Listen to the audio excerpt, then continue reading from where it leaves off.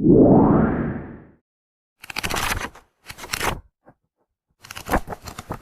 I found out that all of you are mainly teachers. So I'm going to skip through my research project very, very fast and go straight into how to teach a child with autism. Oke, jadi karena saya tahu Bapak-Bapak Ibu sekalian kebanyakan adalah guru, jadi saya akan mencoba untuk merangkum, melewatkan beberapa hal di bagian penelitian saya. Okay, quickly, I'm Eunice. I head the special education program at SUSS. I was once a teacher, like all of you. I was once also a special education teacher, like all of you. I was a principal of a special school.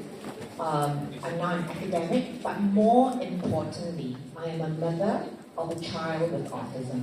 Ya, jadi saya juga adalah guru, saya juga adalah kepala sekolah dari sebuah lembaga pendidikan inklusi, dan yang lebih penting, saya adalah orang tua, ibu dari anak dengan autisme.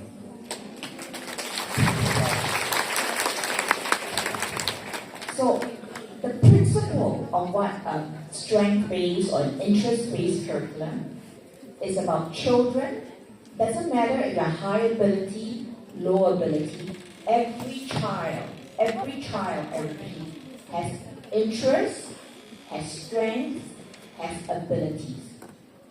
Bagaimanapun kondisinya anak kita, mereka pasti punya minat, punya ketertarikan, dan juga punya bakat, punya kekuatan.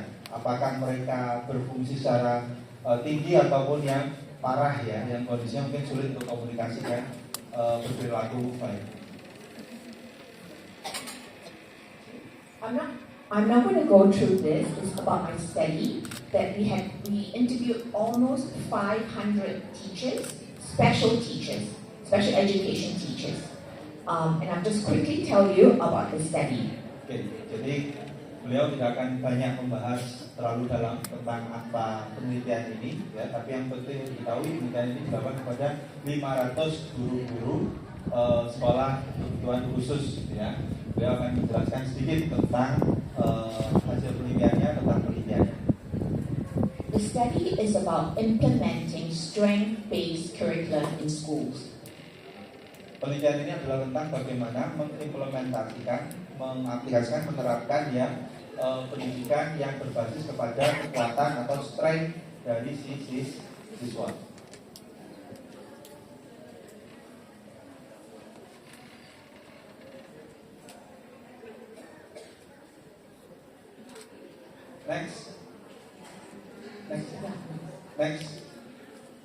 Next again. Next slide. So there was about 500 teachers, 7 schools. 500 guru dari 7 sekolah. Ya, dari from 2 organization ya, 2 organization. 7 sekolah. Let me see, the hand is not on yet.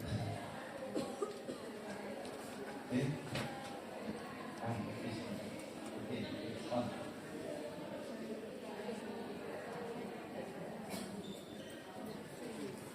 What next? Next again. Lagi. So almost all the teachers believe that it's important to develop strengths and abilities in special children. Penelitian beliau menemukan bahwa hampir semua guru sama-sama yakin, percaya bahwa penting untuk mengembangkan bakat atau kekuatan dari siswa. Next. Berikutnya. Next. Oke, mohon maaf ya, ini kami merangkum ya, karena nanti dia akan memberikan paparan yang lebih detail di bagian berikutnya. Okay. Next. Okay. So this study was paid by the government. We were given quite a lot of money, a lot of money, to find out whether it's a good idea to implement strength-based curriculum in schools and to convince teachers that the importance of having a strength-based curriculum. Oke, penelitian ini didukung oleh pemerintah ya, karena ada kesamaan keyakinan bahwa penting untuk mendorong guru mengimplementasikan pendidikan yang berfokus kepada kekuatan atau bakat siswa. So as I mentioned, many teachers thought it was a good idea, but they were scared that maybe a lot of work. Jadi sebetulnya banyak guru yang sama-sama, oh ya ini ide bagus ya, cuman kalau dilakukan nanti perlu banyak kerjaan, akan menambah pekerjaan. The same thinking. Yes. Okay, next. So, what is a strength-based curriculum? Apakah kurikulum berbasis bakat atau kekuatan itu? Next. Okay. Strength-based curriculum can be used for all children. Regular children, normal children, or children with autism, or children with special needs. Oke, jadi harus dipahami bahwa kurikulum berbasis bakat atau kekuatan ini bisa digunakan pada semua semua anak, baik itu yang reguler, normal, maupun anak dengan autisme maupun kebutuhan-kebutuhan yang lain. It can be used, strength-based can be used to develop interest. Nah, kurikulum berbasis kekuatan ini bisa digunakan untuk mengembangkan minat mereka juga. Can be used as a reinforcement. Dapat digunakan sebagai penguatan.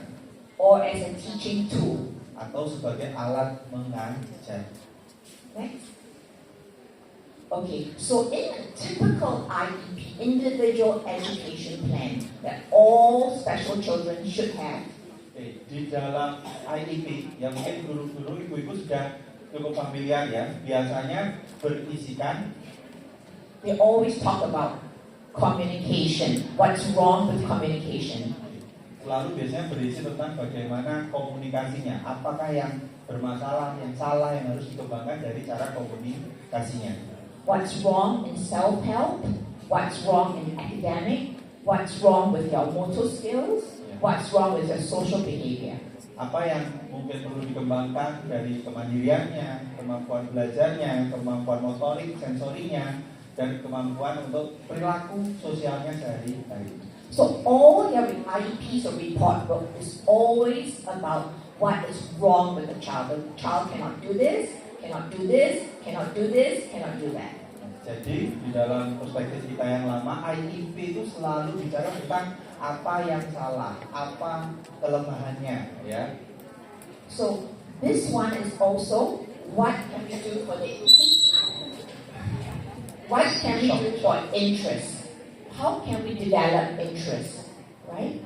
Can you imagine every day, all day, you're told you need to improve here, you need to improve here, you need to improve here, you need to improve there. It's a terrible, terrible thing for a child with autism or a child with special needs. Jadi pendekatan ini seringkali melupakan apa sih sebetulnya minatnya siswa atau minatnya anak, karena kita selalu memaksa mereka untuk belajar ini kamu lemah di sini, kamu harus berkembang di sini, kamu di sini kurang, kamu harus maksimal di sini, tapi lupa untuk bertanya apa sih sebetulnya minatnya siswa atau anak itu. Next. So again, I repeat, all children have strengths, all children have abilities, all children can be taught. Jadi sekali lagi beliau ingin menekankan bahwa anak-anak kita itu punya minat, punya kekuatan, punya bakat, dan juga punya kemampuan. Okay, next. Okay.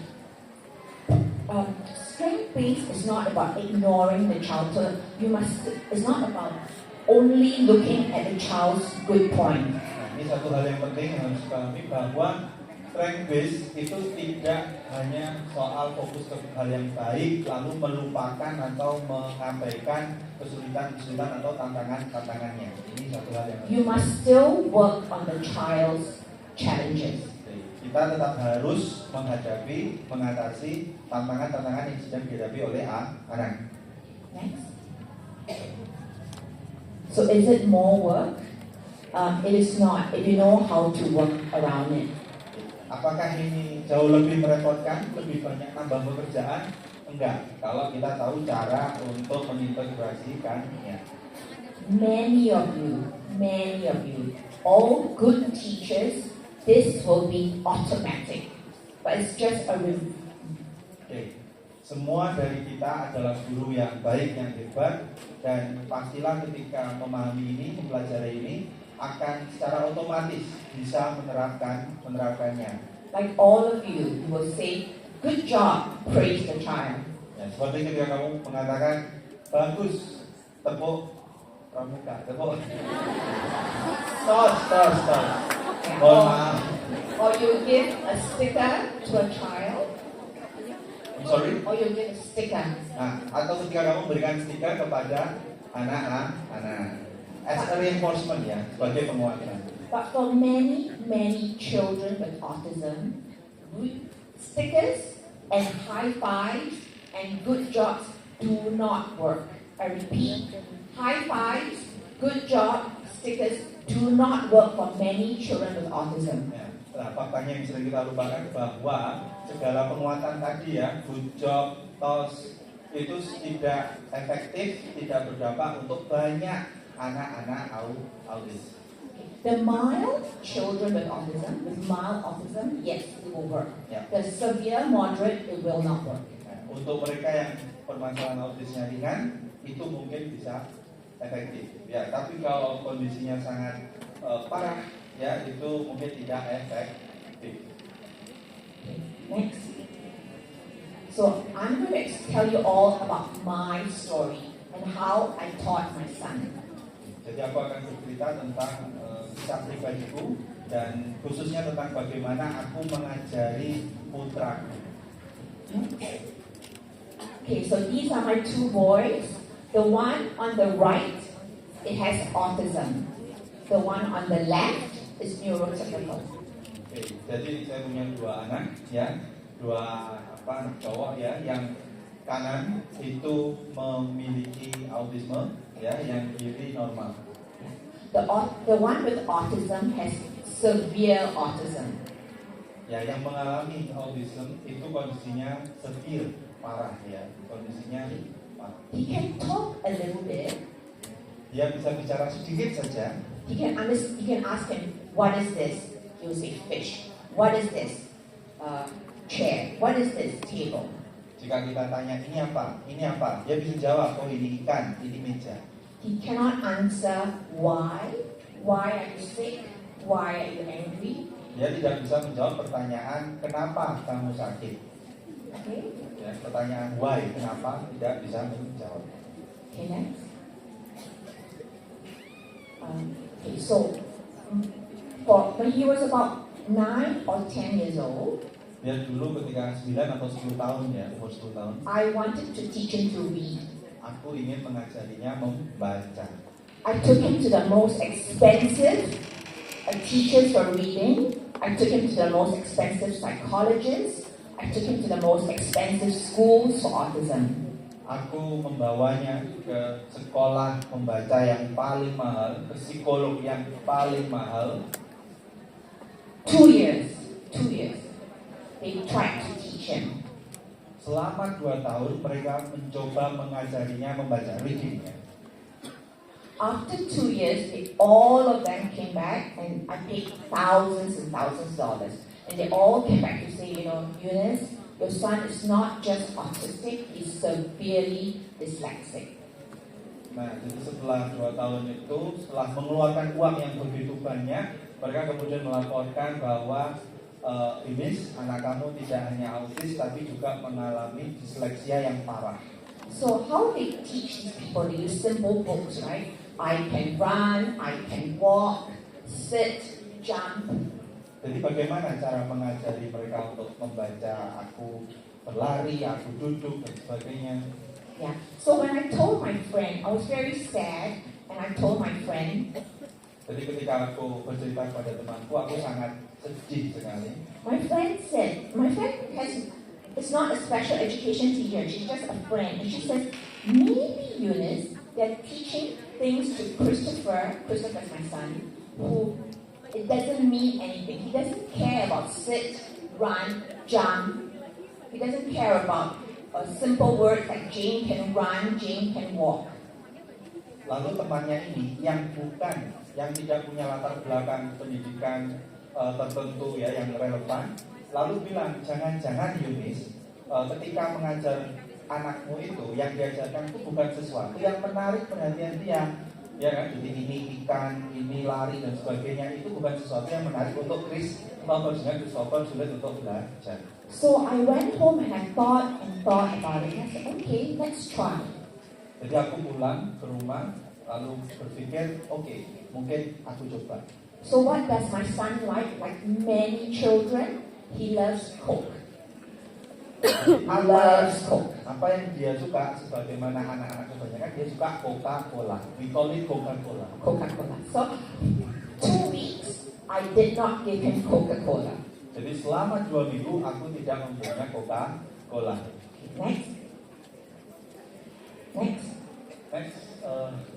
No, before that or no? Sebelumnya. Okay, I don't have it. Okay, never mind. So what happened was I gave him Coke and water. Jadi yang aku berikan dia Water, air dan Coke. Coca-Cola. Yes. Yeah. Then I say to him, give me Coke. The word C-O-K-E. Oke, jadi aku menyajikan di depan dia ada air putih dan juga Coca-Cola atau Coke. Lalu aku tanya ke dia, berikan ke aku Coca-Cola, C-O-K-E. If you give me Coca-Cola, he gets to drink a bit of Coke. Jika dia memberikan aku Coca-Cola, dia boleh meminum sedikit. 1 hour, and he knew how to read Coke, Coca-Cola, and water. Setelah 1 jam, dia bisa membaca Coke, ya, membaca Coke. Then I thought, okay, now what? He can read Coca-Cola, he can read water. Now what? Then I thought, like all children, everybody loves McDonald's. Right? Setelah dia bisa membaca air dan juga membaca Coca-Cola, aku berpikir apalagi yang disukai oleh anak-anak. Aku terpikir McDonald's. Next, okay. So I went to McDonald's and I bought everything: French fries, fish burger, cheeseburger, chicken nuggets. I bought everything, and then I wrote the words. I wrote all the words. Jadi aku pergi ke McDonald's dan aku borong semua menu yang ada di sana, ya, hamburger, terus apa nugget. Lalu aku tuliskan kata-kata di sebelahnya. I'll say, give me nuggets, and then he gives me the words nuggets. Lalu aku berkata kepada dia, berikan aku nugget. Lalu dia menunjukkan kepadaku tulisan nugget. Then I'll take a little bit of nugget, and then I give him. Nah, lalu aku mengambil sedikit dari nugget itu, lalu aku berikan kepada dia. He gives me the wrong word, I eat the nugget. Kalau dia salah, aku makan nuggetnya. Very quickly, one day, one afternoon, he could read everything on a McDonald's menu. Dengan sangat cepat, dalam 1 siang, dia bisa membaca semua yang ada di menunya McDonald's. Nah, tepuk tangan dulu. So this McDonald's is curriculum. Okay, next. Okay. And then, because he likes to eat. So I use the menu, a normal menu, teach him to eat pizza, spaghetti, fish and chips. Jadi dia suka makan, ya. Lalu aku menggunakan menu normal ya, daftar menu seperti biasanya untuk mengajari dia membaca pizza dan sebagainya. Next one. Next. Today, Hari ini he can read like a 10-year-old, about 10-year-old. He can read a newspaper.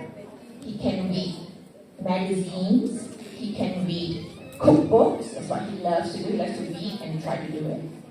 Okay? Yeah. Hari ini dia sudah bisa membaca selevel dengan anak umur 10 tahun, bisa membaca koran, bisa membaca majalah. So, strength-based curriculum does not heal autism. Jadi kurikulum berbasis kekuatan tidak menyembuhkan autisme. It doesn't heal, but it gives them a quality of life. Ini tidak menyembuhkan, tapi memberikan kepada mereka hidup yang berkualitas. Today, he still cannot talk very much, Hari ini pun dia masih belum bisa berbicara banyak. But he can type on WhatsApp and tell me he wants to eat mie goreng, he wants to eat mee siam, he wants to eat pizza. Jadi dia bisa mengetik sesuatu dan bilang, Ma, aku mau makan mie, mau makan itu dan sebagainya. I can ask him, why are you angry? He says, Sherman pulled my hair. Typing. Jadi ketika aku tanya ke dia, kenapa kamu marah, dia bisa ngetik ya, menjawab dengan ketikan seseorang menarik rambutku. So today he is a much happier child. Hari ini dia adalah anak yang jauh lebih bahagia. Next, berikutnya guys. So same thing for colors. Everybody said he cannot do colors. He said he's so severe. Eunice, he's so severe. He cannot do colors. He couldn't understand red, couldn't understand blue. Dia mengalami masalah di mana dia tidak bisa memahami warna ya, tidak bisa paham biru, merah. But he loves trains. Tapi dia suka kereta. Next. Thomas. He loves Thomas. Thomas. So I teach him colors with Thomas. Give me yellow. Yellow train. And he gives me yellow train. If he doesn't give me the yellow train, I keep it away. If he gives me yellow train, he gets to play 5 minutes. Jadi aku mengajarkan warna-warna menggunakan kereta Thomas. Jadi ketika aku bilang berikan aku warna kuning, maka dia akan memberikan kereta warna kuning. Kalau benar, dia boleh main 5 menit. Kalau salah, aku singkirkan, aku sembunyikan. So very quickly, he learned colors because if he wants to play with Thomas. Jadi dengan segera, dengan cepat dia bisa belajar. Kenapa? Karena dia kepingin main. Thomas. Yeah. Next. Okay, so last June, I took him to UK, London. Bulan Juni kemarin, aku membawa dia ke London, ke Inggris. Yeah. So we went to Thomas Train Park. So he met Fat Controller. Next. Jadi aku membawanya ke taman bermain kereta Thomas. And he met all the trains. He was so happy. Dan dia bertemu dengan semua kereta dan dia sangat bahagia. Tepuk tangan lagi Bapak. Next. Next, berikutnya. Okay, that's all. Right? And next one. This is my email address, so email me if you have any questions. Okay, thank you all. Silakan teman-teman yang ingin menyimpan kontak beliau ya bisa menyimpan email beliau. Beliau bisa dihubungi melalui email. Thank you very much, Dr. Eunice. Give applause for Dr. Eunice.